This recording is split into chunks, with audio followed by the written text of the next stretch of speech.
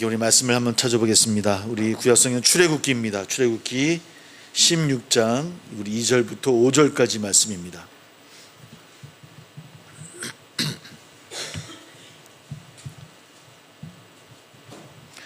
출애굽기 16장 2절부터 5절까지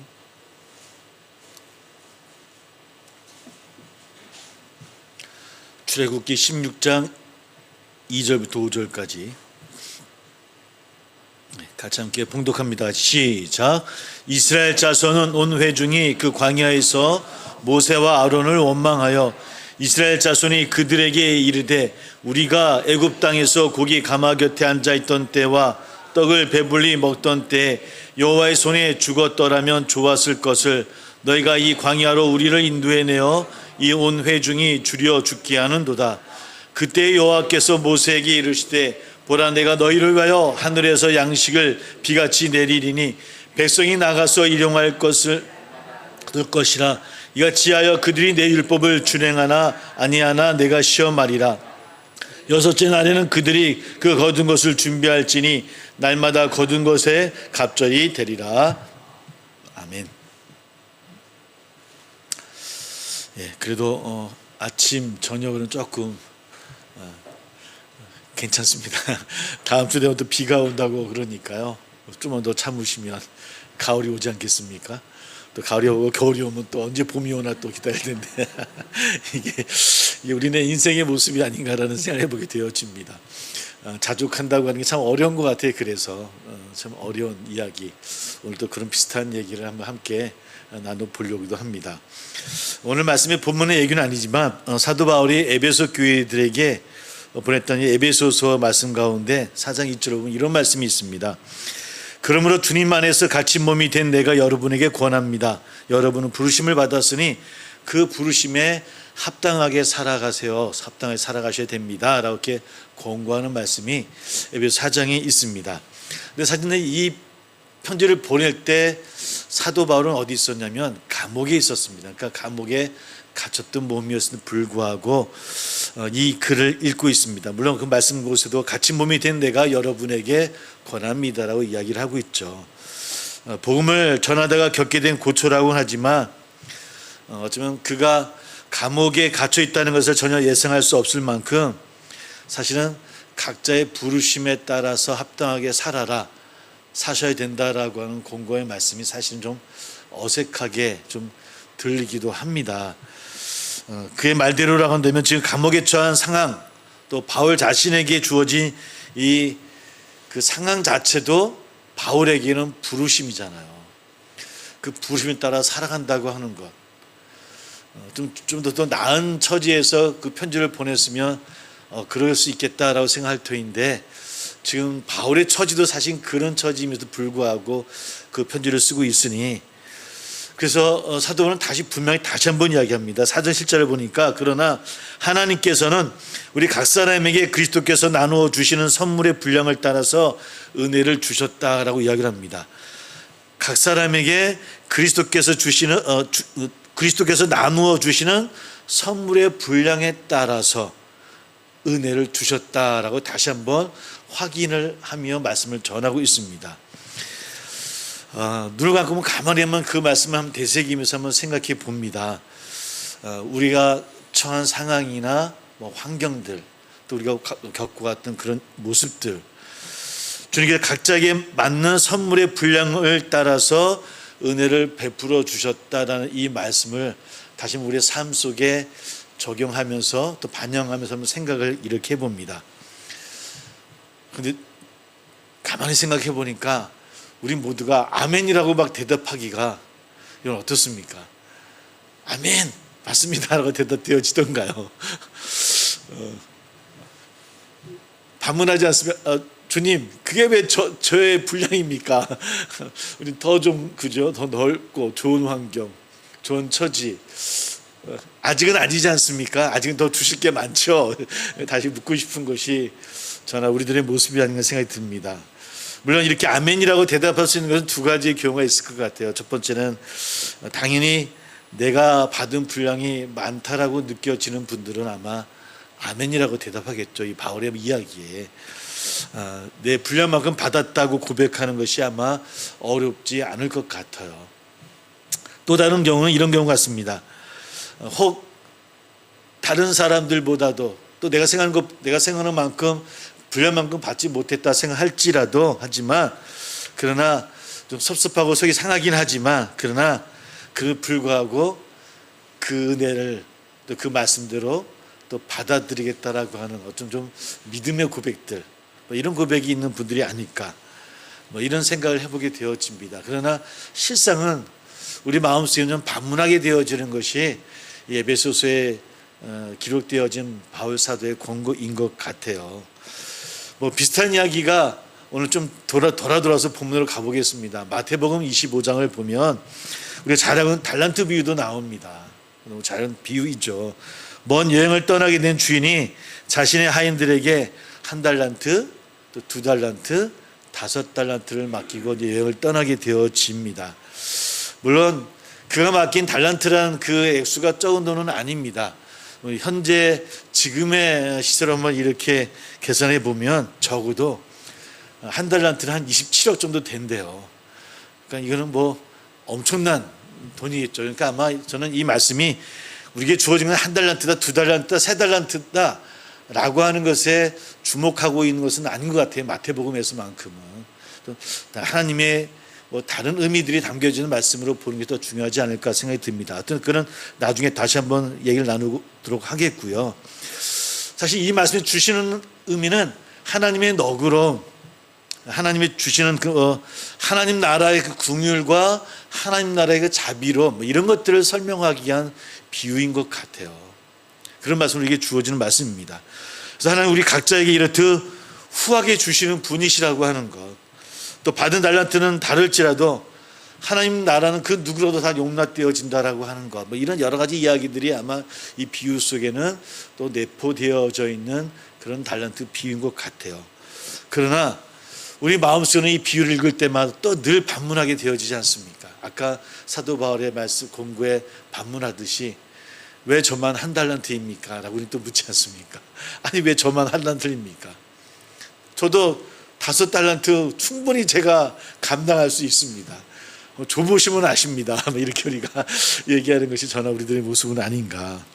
그러니까 주인의 처우에 불평을 할 수밖에 없는 것이 그 달란트 비유를 읽을 때마다 우리가 갖는 생각인 것 같아요. 그래서 늘 읽을 때마다 이해는 되지만 마음 한구석은 좀 불편해요. 불편합니다. 어쩌면 나 자신이 하나님께로부터 하나밖에 받지 못했다라고 하는 그 서러움이 분명히 저는 아마 모든 분들은 다 이 마음을 갖고 있을 것 같아요. 아무리 많이 혹 누린다 할지라도 모든 우리들 마음속에는 왜 저만 1달란트입니까? 라는 생각이 아마 다 갖고 있지 않을까라는 생각을 해보게 되어집니다.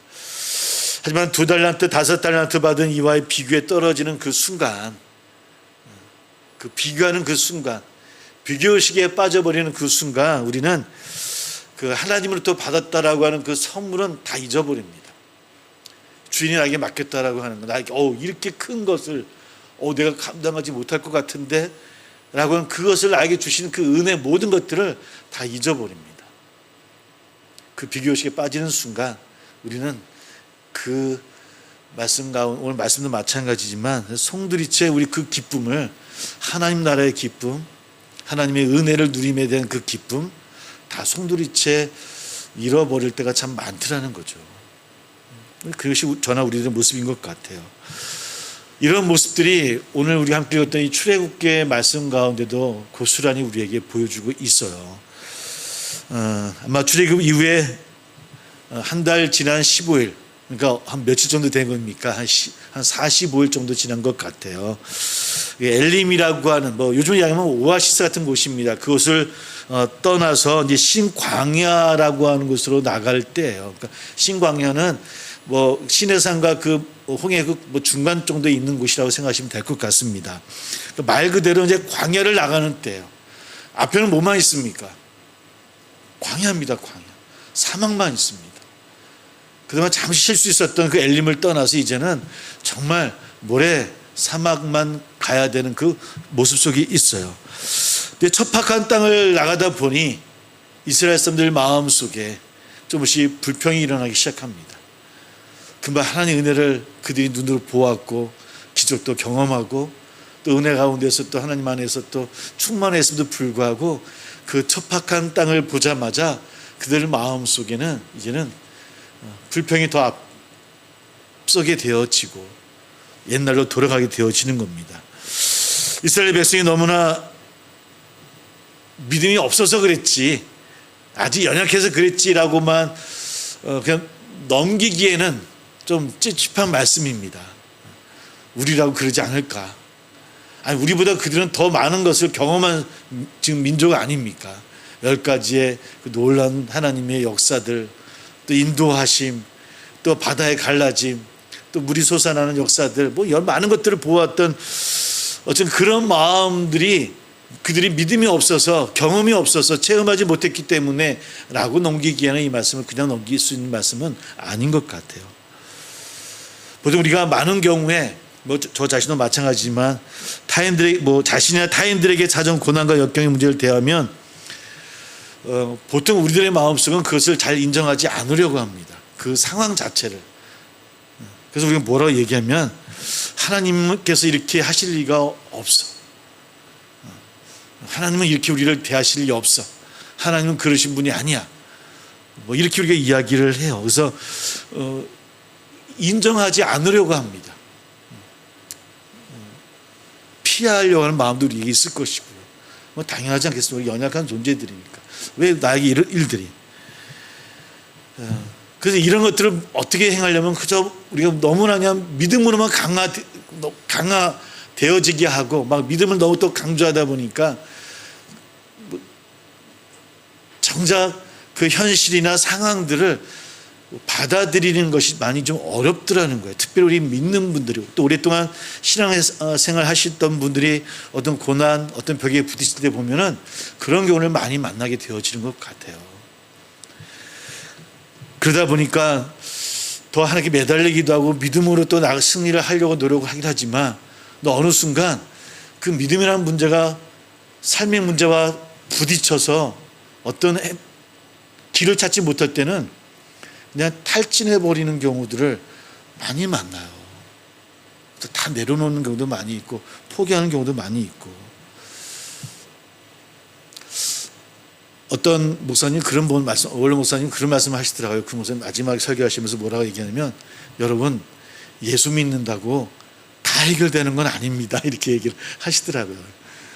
이게 믿음의 문제, 신앙의 문제를 말씀하는 것이 아니라 현실을 살아가는 것 가운데 우리 믿음도 좋고 신앙도 참 좋지만 그러나 그것에 너무 그것과 현실이 어떤 문제점을 해결되지 못하면은 그냥 아까 말씀드린 것처럼 한순간 탈진해 버리는 경우들을 아마 많이 보셨던 것 같아요. 그래서 아마 안타까운 마음에 그 목사님 그렇게 말씀하신 것이 아닌가. 우리가 신앙생활을 한다고 해서, 믿음생활을 잘한다고 해서 고통이 다 사라지는 것은 아니더라고요. 안 아픈 게 아니더라고요. 믿는 사람들도 코로나도 걸리고요, 감기도 걸리고, 가다가 넘어지기도 하고 쓰러지기도 하는 것이 우리나라의 현실이더라는 겁니다. 그 현실을 우리가 어떻게 받아들이고 외면하지 아니하고 부정하지 아니하고 그 가운데서 어떤 실마리들, 어떤 방법을 찾는 방법이 무엇 있을까? 사실 그 방법 저도 잘 몰라요.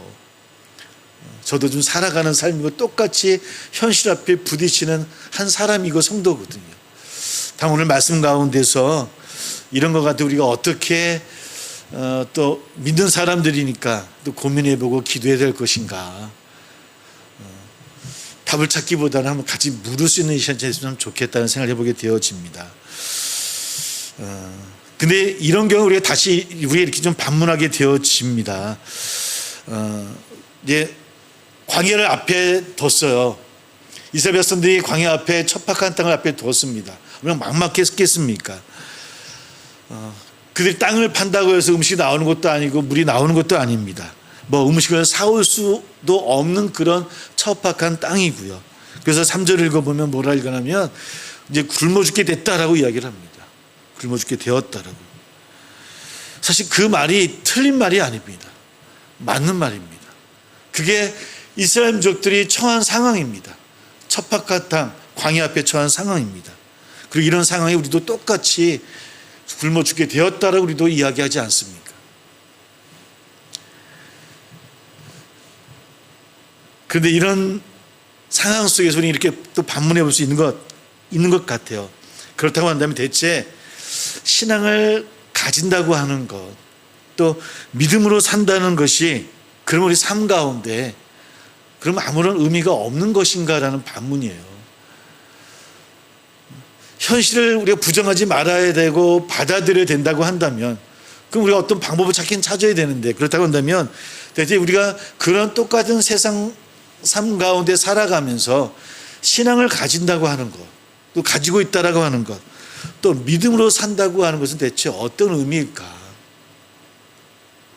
이게 의미가 있어야 우리도 똑같이 세상 가운데 벽에 부딪히다고 어렵기도 하고 어떨 땐 좋은 일도 있지만 또 어려운 일도 있잖아요. 이거 가운데 세상 예수님 신앙이 없는 분들과는 다른 삶을 우리가 누릴 수 있어야 될 거 아닙니까? 이것이 믿는다고 하는 의미 가운데 있을 것 같아요. 현실에 우리가 낭망하고 가난이나 고난으로 인해서 절망에 떨어지라고 이런 말씀을 드린 거 아니라면 분명 아실 것 같고요. 이런 현실 아픔이 깊어지고 오래 계속되어지면 우리가 아무리 믿음이 좋아 보이고 든든한 마음을 가진 사람이라도 우리가 부러질 때가 참 많이 있고 또 보게 되어집니다. 우리 또한 이스라엘 백성들처럼 똑같아질 수 있다라고 하는 것을 일단 우리가 좀 인정해야 될 것 같아요. 이게 좀 중요한 것 같아요. 몇천 년 전 그 사람들은 왜 그랬을까라고 바라보는 게 아니라, 야, 그렇게 하나님이 인도해 주시는데 그 사람들은 왜 이렇게 멍청하게 틈만 나면 하나님을 불평했을까라고 바라보는 게 아니라, 아, 우리도 똑같지, 나도 그럴 수 있지라고 하는 것부터 인정하고 들어가자는 겁니다. 그래서 어떤 분은 이렇게 이야기를 합니다. 제 마음도 비슷한 것 같아요. 그분은 믿는 분은 아닌데요. 그분이 이렇게 얘기합니다. 저는 사람의 믿음이라는 거 신뢰하지 않습니다. 신뢰하지 않습니다. 그 믿음을 조건이나 자격처럼 여겨지는 것, 이런 모든 것 거부합니다. 그분이 예수를 신앙을 가진 분은 아닌데 그분의 그 이야기가 저도 좀 동감이 되어집니다. 맞아. 그런 자세들이 좀 필요할 것 같아. 사람의 믿음이라고 하는 것, 우리가 조금 내려놓을 필요가 있겠다. 그 믿음이 어떤 것인가 한번 다시 한번 고민할 필요가 있을 것 같아요. 우리가 주어진 환경이나 타고난 상황들을 바꿀 수는 없습니다.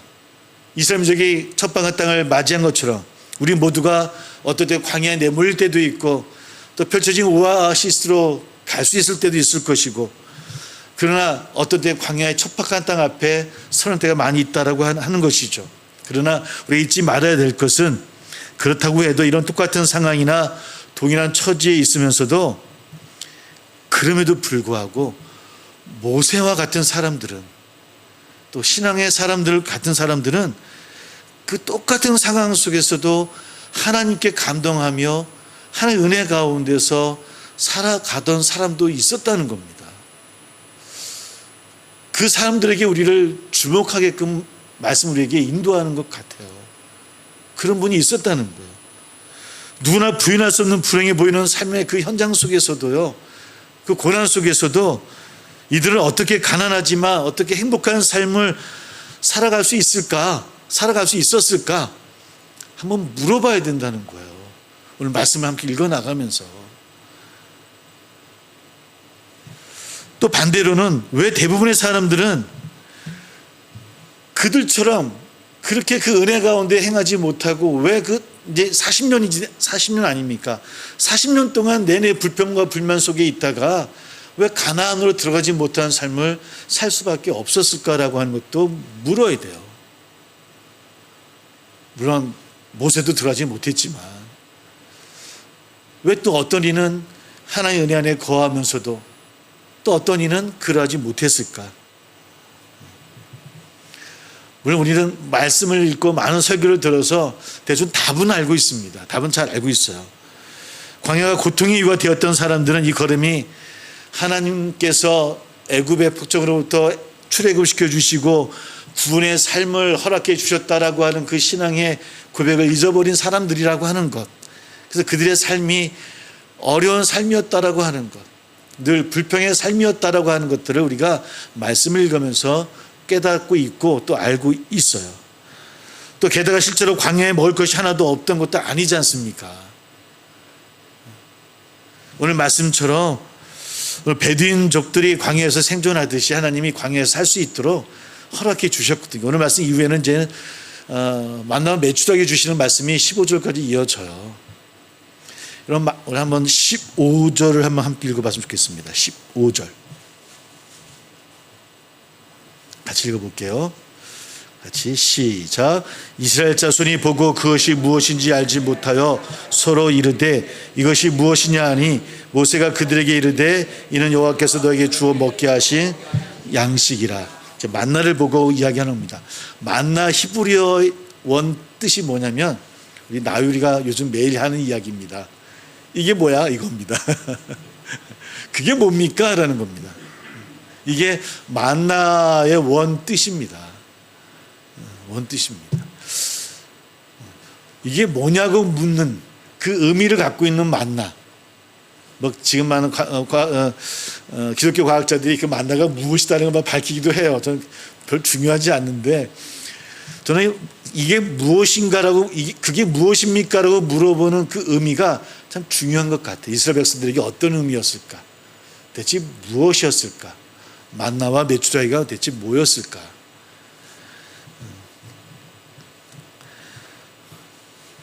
그러니까 갑박한 땅이었지만 어떤 생존 자체 위협에서는 어느 정도 벗어날 수 있도록 하나님께서는 은혜를 허락해 주셨어요. 그럼에도 불구하고 오늘뿐만 아니라 이스라엘 백성은 계속해서 불평하죠. 왜 이런 것만 먹어야 되겠냐고. 오늘 뭐라 이야기합니까? 오늘 말씀 속에서도 고기 가마 곁에 앉아있던 때와 떡을 배불리 먹던 때 고기를 먹을 수 있었던 것도 아니거든요. 뭐 했다고요? 냄새라도 맡을 수 있었던 때라는 겁니다. 그런 때가 좋았다라는 거예요. 고통 앞에 있다 보니까 비교하게 되어졌어요. 그때가 어떤 때인지도 다 잊어버렸어요. 노예 때였고 굶주린 때였고 고통스러운 때였어요. 매를 맞던 때였잖아요. 하나님께서 이스라엘 백성들을 왜 구출하셨습니까? 모세에게 뭐라 얘기합니까? 너희들이 애굽인들에게 매 맞는 것을 보고 마음 아파했다라고 말씀하시거든요. 근데 이스라엘 백성들은 정작 그 모든 걸 다 잊어버렸어요. 왜? 왜 우리는 이런 것만 먹어야 됩니까? 왜 우리는 이렇게 뜨거운 광야를 헤매야 됩니까? 라고 묻는 그들이 있었던 것 같아요. 요한복음 6장 28절에 이런 말씀이 있습니다. 우리가 무엇을 하여 하나님의 일을 하는 것이 됩니까? 라고 묻는 이야기가 나와요. 이 얘기는 오병의 기적이 일어난 다음에 대체 영생이 뭡니까? 라고 묻는 그 무리들에게 주시는 말씀이에요. 그때 주님 뭐라 말씀하시냐면 하나님의 일을 우리가 무엇을 하여 하나님을 하는 것이 됩니까? 라고 묻게 되어져요. 그때 예수님 뭐라 말씀하시냐면 6장 29절을 보면 하나님께서 보내신 일을 믿는 것이 곧 하나님의 일이다 라고 대답해요. 뭐라고요? 하나님께서 보내신 일을 믿는 것이, 보내신 이가 누굽니까? 예수 그리스도를 믿는 것이 곧 어떤 일이다? 하나님의 일이다. 하나님의 일이다. 이 말씀 그저 우리가 예수를 믿는 것이 구원의 길이야 라고 말씀해 주시는 것이 아니에요. 하나님께서 보내신 일을, 누가 예수 그리스도를 보낸 겁니까? 하나님께서 보내신 거예요. 하나님께서 보내신 것을 믿는 거예요. 하나님께서 보내신 것을 믿기 때문에 그 십자가의 사건을 믿는 것이고요. 하나님께서 보내는 것을 믿는 것이기 때문에 예수 그리스도의 부활을 믿는 겁니다. 하나님께서 보내신 것을 믿느니 그것이 어떤 일이다? 하나님의 일이다라고 이야기해요. 하나님 일은 어떤 겁니까? 하나님 나라의 일이기도 하고 하나님 나라 백성이 행하며 살아가야 될, 늘 잊지 않고 우리가 고백하며 해야 될 일들인 거예요. 하나님께서 보내신 일. 이것이 어쩌면 우리의 삶의 전부예요. 우리가 어떤 상황 속에 있다 하더라도, 어떤 모습 속에 있다 할지라도, 혹 왜 우리는 이런 것만 먹어야 됩니까? 왜 이런 것만 우리가 해야 됩니까? 라고 우리 삶 속에서도 그 세상 사람들과 다른 우리의 모습은 뭐냐 하면, 이 모든 상황이 누구의 손에 있는 것이라고요? 하나님의 손에 있다라고 합니다. 하나님의 허락하신 것이라고.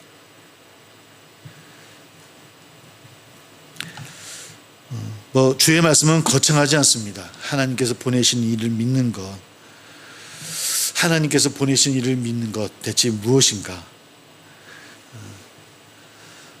예수 그리스도께서 주님이신 근거가 무엇입니까? 하나님께서 보내신 것이기 때문입니다. 우리가 하나님의 백성으로 구원받은 자로 세워진 이유가 뭡니까? 하나님께서 허락하신 이기 때문입니다. 하나님께서 보내신 하나님의 자녀이기 때문입니다. 이게 우리에게 주어진, 우리가 고백되어지는 우리의 삶을 살아가는 그리스도인의 근거라고 하는 것이죠. 하나님께서 예수님을 보내셨던 것처럼 하나님을, 우리 각자를 어떤 상황이든 하나님께서 보내셨다라고 하는 고백이 우리 가운데 있는 것, 이 고백이 우리 안에 있기를 주의 이름으로 소망합니다. 물론 그럼 또 묻죠. 하나님, 그래도 왜 이 자리입니까? 저쪽 자리가 더 좋은 것 같은데요. 딜레마에 늘 빠지긴 하는데, 근데 좀 결이 좀 다릅니다. 그런 것 같아요. 그래도 이 자리 하나님께서 보내신 자리고 하나님께서 함께 하시는 자리라고 한다면, 하나님은 우리와 함께 하시는 그분은 우리를 버리시는 분은 아니시라고 하는 거예요. 그것이 우리 삶 속에 위로가 되어지고 또 고백이 되어지는 것은 아닌가. 우리의 삶이 정말로 선물로 허락되어진 것이라고 우리가 고백되어질 수 있다고 한다면 우리가 얼마나 행복하겠습니까? 사랑하는 성도 여러분, 여러분들의 삶이 하나님 주신 선물로 여러분들은 고백되어지십니까? 그럼 어떻습니까? 우리가 하나님의 자녀고 하나님 우리에게 주시는 은혜를 고백하는 사람들이라 한다면 우리의 삶이 하나님께 허락하신 놀라운 삶이라고 우리가 그 기쁨 가운데 있어야 되잖아요. 그게 당연한 우리의 고백이 되어져야 되잖아요. 근데 그게 왜 안 되겠습니까? 오늘 주의 말씀하신 이 고백이 우리 가운데 잊고 살고 있기 때문이 아닌가. 하나님이 보내신 것, 하나님이 구해주신 것이라고 하는 것. 주의 백성들이 그 첩박같은 신광야 앞에서 하나님 불평불만할 때 그들의 마음속에 맞아, 이곳에 인도하신 분이 하나님이셨지. 맞아, 그 홍해를 건너게 해주신 분도 하나님이셨지. 맞아, 그 애굽의 땅에서, 그 노예처럼 있었던 그 땅에서 우리를 구출해 주신 분이 하나님이셨지.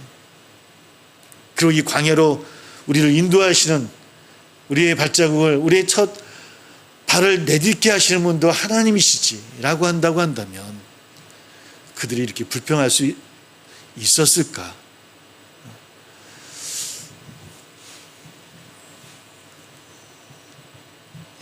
우리 또한 그 고백이 우리 가운데 있기를 주의 이름으로 소망합니다. 처음에 말씀드린 것처럼 저도 다른 방법은 모릅니다. 저도 우리 성도들이 막 잘 돼서 막 어디 가면 막 주식도 올라가고 투자하면 이런 거 하면 좋을 텐데 이런 거 하나도 모릅니다. 이런 걸로 막 넘치는 가정이 됐으면 참 좋을 것 같은데, 그러나 말씀을 통해서 우리가 함께 나눌 수 있는 것은 그래도 그 삶이 우리에게 귀한 선물이다라고, 사랑하는 사람들, 사랑하는 식구들, 어떨 때는 믿고 힘들고 어렵지만 그러나 하나님께서 우리를 보내주신 것처럼 그 우리에게 허락하신 귀한 만남이고 그 선물이다라고 고백하는 그 삶이 하나님은 그들을 통해서 귀히 여기시고 하나님의 역사를 만들어가지 않을까. 우리는 어쩜 또 이 예배당을 나가면 또 한 치 앞도 모르는 또 세상의 광야로 나가게 되어집니다. 그리고 또 내일을 맞이하게 되어져요. 또 우리는 맨날 왜 이런 것만 우리는 먹어야 됩니까? 라고 우리는 또 이렇게 마음으로 기도하려고 작정하고 왔는지도 모릅니다. 그러함에도 불구하고